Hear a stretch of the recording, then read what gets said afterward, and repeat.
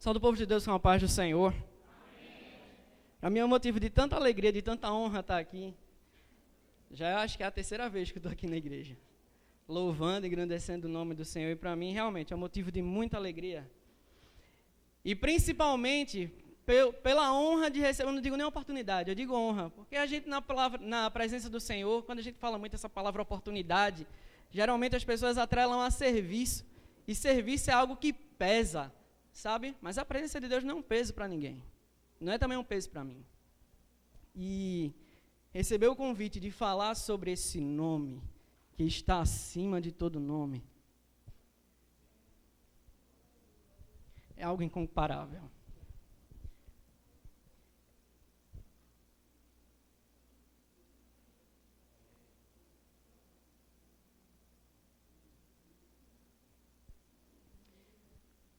É sublime. É bom, é marcante, é constrangedor, mas ao mesmo tempo é edificante. E é esse nome que está nesse lugar. Ou melhor, o único que é o dono desse nome está neste lugar. E eu creio em milagres. Eu creio em milagres, igreja. Eu creio em milagres. E eu te convido, eu queria até, se possível fosse, colocar o tema da mensagem em vez até do meu nome, tá? Eu sou muito pequeno comparado a ele, então bota o nome dele bem estampado. Se puder botar até maior, pode botar. É bom para ninguém ter dúvida de quem a gente está falando. Eu te convido a abrir a palavra do Senhor lá em Filipenses, no capítulo 2, do verso 5. Do verso 5 ao 11.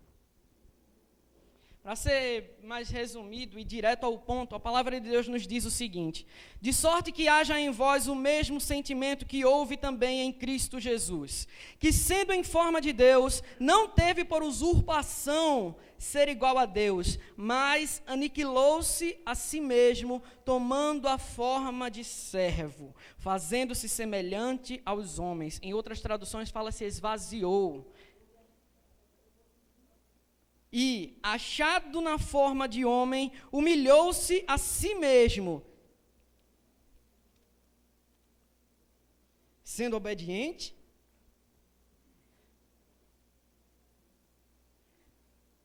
até a morte de cruz.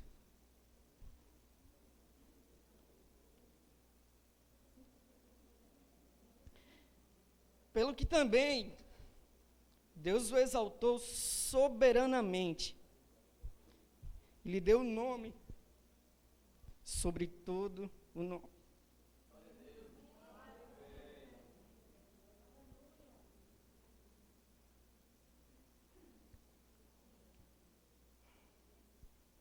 Para que ao nome de Jesus se dobre todo o joelho dos que estão nos céus e na terra, e debaixo da terra, e toda língua confesse que Jesus Cristo é o Senhor, para a glória de Deus Pai. Meu irmão, você tem noção do que a gente está falando? Sabe, muitas pessoas vêm para a igreja por compromisso, porque tem um compromisso de uma escala para cumprir, porque eu faço parte do ministério do louvor e eu tenho que cantar, porque eu, sei lá, faço parte de uma coreografia, um ministério de dança para igrejas que tem ministério de dança. Não, eu tenho que pregar naquele dia, e eu só vou no dia que eu prego. Tem pregadores até que só vão na hora da mensagem, não vai nem no início do louvor, não vai nem no início das canções, para simplesmente falar do nome, como se fosse um estudo qualquer. Mas a Bíblia fala que naquela hora nós não devemos nos preocupar, em Mateus capítulo 10, do verso 20, com o que nós havemos de falar, porque o Espírito do nosso Pai é quem fala através de nós. O próprio Jesus foi quem falou isso em Mateus capítulo 10, verso 20. E sabe o que é incrível? É que muitas vezes a gente planeja uma mensagem, a gente coloca o nosso conhecimento, jura que é Deus que está falando, mas eu quero te dizer uma coisa, cuidado. Cuidado para falar em nome do Senhor quando Ele estiver em silêncio. E também cuidado quando Ele falar e você com medo se acovardar em não entregar uma mensagem. Trazendo a reflexão sobre o nome de Jesus, por que Ele tem um nome acima de todo nome? Para que se cumprisse a palavra do Senhor. o próprio Deus deu o nome sobre todo nome a Jesus. Em Mateus capítulo 28, verso 18, o próprio Jesus, depois que ele ressuscita e está lá naquele momento, o povo, todo mundo vendo aquela cena maravilhosa, e ele diz: todo poder me foi dado no céu e na terra. E nesse momento, a gente vê que é para o cumprimento da palavra. E a Bíblia fala quando Jeremias, toda a Bíblia aponta para Jesus, é incrível, a gente vai no Antigo Testamento, vai no Novo Testamento, e toda ela aponta para Jesus. E veja como é interessante, Jeremias, quando, no capítulo 1, quando Deus tem um chamado de Jeremias, quando ele fala, Jeremias capítulo 1, verso 5, ainda antes que eu te formasse no ventre da tua mãe, eu te conheci, e as nações eu te dei por profeta, garoto. E aí, ele fala para o Senhor, peraí, eu não sei nem falar, eu sou um garoto, eu não passo de uma criança. E ali Deus começa a trabalhar o chamado de Jeremias ali, e ele fala o seguinte: não digas eu não sou uma criança, eu sou uma criança. Porque aonde quer que eu te enviar, irás, e tudo quanto te mandar, dirás, e não tema diante dos teus inimigos, porque eu sou contigo para te livrar, diz o Senhor. E mais na frente, no decorrer do chamado, Deus começa a mostrar algumas simbologias para Jeremias, e Jeremias, Deus começa a perguntar a Jeremias algumas coisas. E ele pergunta para Jeremias: Jeremias, o que é que tu vês? E ele disse: eu vejo uma vara de amendoeira. E ele disse: viste bem, porque eu velo sobre a minha palavra para cumprir. Então Jesus tem um nome acima de todo nome, é para se cumprir a palavra de Deus, uma palavra inerrante. Deus, ele não erra. Deus, ele não escreve certo por linhas tortas. É o pior ditado popular que a gente consegue ouvir. Deus escreve certo por linhas certas, porque ele nunca errou, nunca errará. Só ele é perfeito e mais ninguém. E que poder é esse que Jesus recebeu quando ele, depois da ressurreição, ele fala ali: todo o poder me foi dado nos céus e na terra. Tem um texto que eu me identifico muito, foi uma das coisas que marcou a minha caminhada no Evangelho. Eu tinha 15 anos de idade, está minha mãe e meu pai aí, que sabem muito bem como foi a minha trajetória. Muitos até me chamavam de louco, porque eu orava de madrugada. Muitos me chamavam de doido, porque eu fazia jejum. Como é que pode? Tem comida na mesa, mas você não está querendo comer. Não era porque eu não queria comer, mas eu tinha um propósito ali. E detalhe, eu poderia não estar me alimentando com pão, mas quem me alimenta, meu irmão? Quem te alimenta, muitas vezes, quando te falta o pão, você não tem noção. Quando a Bíblia fala: o Senhor é o meu pastor e nada me faltará, é porque você, de fato, não vai sentir falta de nada. Eu não sinto falta de nada, porque o Senhor é quem preenche tudo na minha vida. Eu vou falar um pouco depois sobre quem é Jesus, a gente vai entender um pouco desse conceito. Mas que poder é esse que Jesus tem? No meu início de evangelho, eu aprendi uma coisa no evangelho de Marcos, capítulo 16, do verso 15 ao 18. Ide por todo mundo e pregai o evangelho a toda criatura. Quem crê e for batizado será o salvo. Quem não crê será condenado. E estes sinais seguirão aos que creem. Aí tem uma parte bem importante nesse texto que fala assim: em meu nome expulsarão demônios, pegarão nas serpentes, falarão outras línguas. Se alguma coisa beberem mortífera, não lhes fará dano algum. E porão as mãos sobre os enfermos e eles serão curados. É por isso que eu creio em milagre. Porque é no nome dele que acontecem todas essas coisas. Jesus falou que quando ele foi para o Pai, ele fez grandes coisas, mas coisas maiores do que o que ele fez, nós faríamos em nome dele, que é para que ninguém se glorie. Por isso que só ele é digno. Em Apocalipse, quando tem lá a questão dos selos, e os anjos perguntam: meu Deus, quem é que vai abrir? Quem é que vai desatar esses selos? E ali a gente vê a mensagem do Cordeiro de Deus, que tirou o pecado do mundo. Esse é o único digno de desatar os selos. Quero te dizer uma coisa, meu irmão, é só ele quem tem um nome acima de todo nome. É por isso que eu mandei tirar até o meu dali. E é bom que até que esqueçam o meu e deixa só o dele lembrando, está tudo certo. Porque esse poder foi dado para Jesus. Mas nós, como cristãos, pequenos cristos, a gente tem autoridade em nome dele. Então não tenha medo de usar o nome de Jesus diante da tua tribulação. Não tenha medo de usar o nome de Jesus diante de uma doença, diante de uma situação controversa, ou até mesmo diante de debates, até mesmo diante de afrontas, seja do inimigo ou seja da sociedade. Não tenha medo de usar o nome de Jesus, porque esse nome tem poder, irmão. Tem poder para curar, tem poder para transformar, tem poder para libertar, tem poder para fazer o impossível acontecer. Sabe por quê? O nosso Deus é um Deus que traz à existência coisas que não existem. O nosso Deus, a Bíblia fala em Isaías que ele faz como se fosse uma conchinha na mão assim, e coloca o oceano inteiro nessa mão. E esse Deus que deu nome, sobre todo nome, a Jesus, também é essa figura de Deus aqui em Jesus. Mas não tem como eu falar somente desse nome e não falar sobre o dono desse nome. Eu queria até confessar algo aqui. Não tem como eu dizer que sou crente e não conhecer a história de Jesus. Não tem como, meu irmão. Você não é crente porque você vem para a igreja.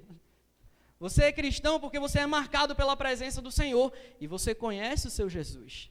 E Ele te conhece muito melhor do que você mesmo se conhece. Jesus me conhece muito melhor do que eu mesmo me conheço.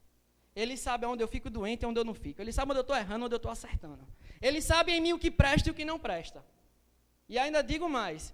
O próprio apóstolo Paulo falou que ele era um dos piores pecadores. Eu também não vou discordar dele, não. E em mim o que presta é a presença do Senhor. Em você o que presta é a presença do Senhor. Sabe qual é o valor que nós temos? Não é o valor porque você tem um talento, porque você canta, porque você toca, porque você prega, porque você faz isso ou faz aquilo. Você tem um valor porque o Espírito Santo se move em você. Esse é o valor que nós temos. Mas sem isso a gente não vale nada. E quem é esse Jesus? E é aqui que entra o dilema. Mas é aqui que entra uma coisa tão maravilhosa. Sabe, eu confesso, de uns dias para cá, de uns tempos para cá até, eu fiquei meio que chorão mesmo, confesso. Quando eu falo da minha mãe, por exemplo, eu me emociono. Quando eu falo do meu pai, eu me emociono. Quando eu falo da minha esposa, do meu filho, eu me emociono. Imagina de Jesus, que eu amo muito mais do que eles todos. E, indo direto ao ponto, quando a gente estuda sobre esse nome e esse autor, hoje de tarde, inclusive, eu estava sendo ministrado por essa mensagem desde quando eu recebi o convite, e até mesmo desde o meu início de evangelho. A gente nunca para de estudar sobre Jesus. Só os milagres de Jesus no Evangelho de João, ele fala que não caberiam nos livros do mundo inteiro. Imagina a vida de Jesus em sua plenitude. Não tem como saber. E a gente todos os dias aprende algo novo da presença do Senhor, em nome de Jesus. E as características do nome de Jesus, elas estão lá em Isaías 9:6, que é bem interessante, que fala assim, que um menino nos nasceu e um filho se nos deu. E o governo, o principado estava sobre os seus ombros, e ele será chamado de Maravilhoso, Conselheiro, Deus Forte, Pai da Eternidade e Príncipe da Paz. E quando eu fui mastigar um pouco mais sobre esse versículo, o maravilhoso está relacionado a milagres. As maravilhas que Jesus operava, de fazer cego enxergar, de fazer paralítico andar. Aí o povo pensou, meu Deus, ele era tão amigo de Lázaro, e Lázaro agora já tem 4 dias que está morto. Aí ele faz um morto ressuscitar. Não tem só esses, né? Fora a filha de Jairo, e vários outros milagres que Jesus fez. O centurião de Cafarnaum, que não precisou nem Jesus pisar lá. Só uma palavra de Jesus. Como o centurião falou, basta uma palavra tua, para que o meu servo seja curado. Não precisa o Senhor pisar na minha casa, porque eu sei o que é a autoridade que há no teu nome. E naquele momento ali houve milagre, sim. Então ele é maravilhoso pelos milagres. Esse conselheiro, essa sabedoria nas decisões, tanto afrontado quanto questionado. Quando a gente vê aquela questão do escriba afrontando Jesus, dizendo quem é o meu próximo. E Jesus começa a falar a história do bom samaritano. Quando trazem para Jesus aquela mulher pega em flagrante adultério. Interessante que não trouxeram o homem, só trouxeram a mulher. E ali chegam para Jesus e falam, olha aí, a lei diz que essa mulher foi pega em flagrante adultério, ela tem que ser morta. E aí, o que é que tu dizes? E Jesus escrevendo lá no chão, olha para aquela multidão inteira com meio mundo de pedra na mão, já pronta. Porque é incrível, parece que você pode ter 1000 qualidades, mas as pessoas preferem enxergar um defeito teu do que 1000 qualidades que você tem. E o que acontece? Já prontos para apedrejar. E Jesus olhou, quem aqui nunca pecou, pode jogar. Pode jogar. Agora se garanta, quem nunca pecou pode jogar, porque eu conheço e Deus conhece todo mundo aqui. Eu não sei se você consegue imaginar a mesma interpretação que eu, mas eu imagino como se fosse uma zoada de pedras caindo no chão. Porque ninguém jogou. E aquela mulher simplesmente olha para Jesus e fala o seguinte, mestre, não, e ela olha e ele fala, mulher, cadê teus acusadores? Não tem ninguém aqui, só tem eu e tu, e aí? E aí ela fala, não estou vendo ninguém. Pois é, se ninguém te condena, eu também não te condeno. Agora vai, pois, e não peques mais. Esse conselheiro, essa ideia de sabedoria que Jesus tem é incrível. E é essa mais uma referência do nome de Jesus. O Deus forte, que é o poder, a autoridade, o senhorio do Senhor, quando ele chega no templo e ele vê aquela situação comercial acontecendo no templo, quando era para ser uma casa de oração e não uma casa de comércio, não uma casa de corrupção. E aí Jesus ele fala o seguinte, peraí, a casa do meu pai não é casa de qualquer coisa. Aqui é casa de oração, e ele mostra ali esse seu poder, essa sua autoridade de dizer que a casa do Senhor não é qualquer ambiente, não é qualquer coisa. Ele é a autoridade, ele é o senhorio, e a presença dele precisa ser respeitada, precisa ser reverenciada, sim, e não é de qualquer maneira que se chega. E ao mesmo tempo a gente vê esse Pai da eternidade, e é um conceito bem interessante que o Senhor estava ministrando ao meu coração sobre isso, que ele é dono de todos os conceitos de tempo e espaço, quando a gente fala nesse contexto de eternidade. Ele é o dono de tudo, meu irmão. Ele sabe o que tu fez lá atrás, ele sabe o que tu vai fazer lá na frente. E eternidade em eternidade, ele continua sendo Deus. E o príncipe da paz, para estabelecer a comunhão entre Deus e o homem, o mediador entre Deus e o homem. Eu sou o caminho, a verdade e a vida, ninguém vem, não é ninguém vai, é ninguém vem ao Pai senão por mim, em João capítulo 14, verso 6. Então ele se posiciona dessa forma, quando a gente vê o mediador. E o contexto óbvio de Emanuel, Deus conosco. Porque todos pecaram e destituídos foram da graça de Deus. E o que acontece? Quando eles vêm dessa questão de destituídos foram da presença de Deus, ficou um conceito que se diz o seguinte, não tem como chegar diante do Pai. Só os sacerdotes que tinham para entrar no Santo dos Santos, tinham que entrar até com uma corda amarrada, com uma roupa que fazia muito barulho, porque se a família do sacerdote até tivesse em pecado, não era nem só ele era fulminado ali mesmo, era morto, e o povo só tinha que puxar a cordinha para ir arrastando o homem morto de lá de dentro do Santo dos Santos. Veja como era. Mas aí chega Jesus, dizendo que o véu rasgou de cima a baixo. E hoje a gente tem liberdade de conversar com Deus, de orar ao Senhor. Esse é o contexto. Mas quem é Jesus? Jesus é o Cristo, o Filho do Deus Altíssimo. Jesus é o Verbo, porque no princípio era o Verbo estava com Deus e o Verbo era Deus, era o Verbo encarnado. Jesus é o próprio Deus, é o Cordeiro de Deus, é o leão da tribo de Judá, é o nosso Salvador, porto seguro, refúgio, é aquele que nos ama mesmo sem nós merecermos, é aquele que nos conhece melhor do que nós mesmos nos conhecemos. Eu costumo dizer que Jesus é a razão do meu viver. Ele é a razão do nosso viver. É aquele que prometeu voltar e buscar a sua igreja amada, buscar o seu povo. E eu queria parar um pouquinho nesse ponto aqui, para dizer que não é a igreja de Cristo, não é batista, não é presbiteriana, não é Assembleia de Deus, mas é um só povo, com o mesmo propósito, de adorar ao Senhor em espírito e em verdade. Uns dizem que é para adorar no templo, outros dizem que é para adorar no monte. Meu irmão, aonde está o teu tesouro, aí está o teu coração. Aonde está o teu tesouro, aí está o teu coração. Deus está em busca de corações adoradores sinceros, em compromisso com a palavra do Senhor. Por isso que é em espírito, intenção e em verdade aqui na palavra. Porque ele vela sobre a sua palavra para cumprir. Por isso que não é de qualquer maneira. Tem muitas coisas que estão acontecendo no mundo que o povo fala com boas intenções. Mas quem já ouviu o ditado aqui que de boas intenções o inferno está? Então não é simplesmente com boa intenção que tem que fazer a obra. Deus te chamou para isso? Cuidado para não se meter em chamado que não é teu. E ele é santo, o único digno de receber honra, glória, majestade, louvor. E ele é o nosso Pai. Eu não sei se você tem problemas, sabe? Eu trabalho com jovens na igreja. E eu vejo situações de jovens que têm pais separados, eu vejo situações de jovens que perderam os pais, jovens que não sabem nem quem são os pais, não só na minha igreja, mas fora da igreja também. E eu sempre apresento a figura de Jesus como pai. E eu quero te dizer para você, meu irmão, a Bíblia fala, caso pode uma mãe esquecer-se do filho que ainda mama, de forma que não se compadeça, ela não tenha nem zelo pelo filho do seu ventre, mas ainda que esta se esquecesse dele, eu todavia não me esquecerei de ti. Então o Senhor como Pai, o Senhor Jesus como Pai, na figura de Deus, Ele não esquece e Ele cuida, porque Ele ama seus filhos. E você não é funcionário. Sabe o que é engraçado, Sandra? É que hoje em dia as pessoas, elas procuram, chegam na presença de Deus, chegam na casa do Senhor, e aí de repente a gente encontra um talento, porque a pessoa sabe cantar, sabe tocar, e aí vamos trazer para o ministério de louvor. Mas eu quero te dizer uma coisa, meu irmão, não é simplesmente porque você canta, porque você toca, que você vai entrar em ministérios aqui na igreja.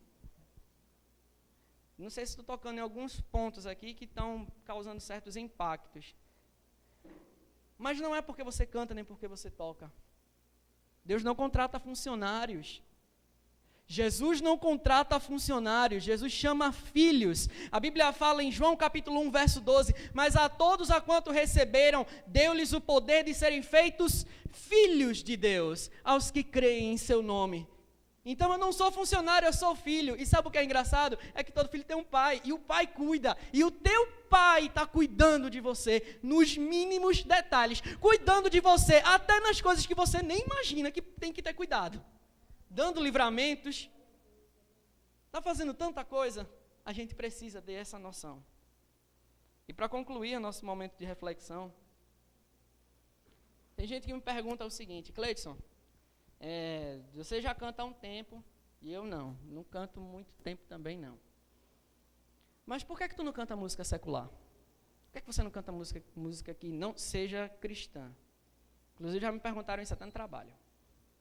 E eu peguei e respondi com uma canção de Jair Santos, que fala o seguinte: a minha voz se ergue para adorar a Jesus Cristo, meu canto só tem um objetivo, de exaltar o nome que é sobre todo nome, Cordeiro de Deus, pedra angular, raiz de Davi, leão de Judá, princípio e fim, príncipe da paz, outro igual não há, só quero te exaltar. O que Ele me deu tem que voltar para Ele, e não é para o mundo não, é para ninguém. Esse é o Jesus que tem um nome acima de todo nome, que está neste lugar para abençoar a minha vida e a tua, com graça, com a paz, com as bênçãos do Senhor, espirituais e materiais, inclusive com milagres também, em nome de Jesus. Amém? Que Deus nos abençoe.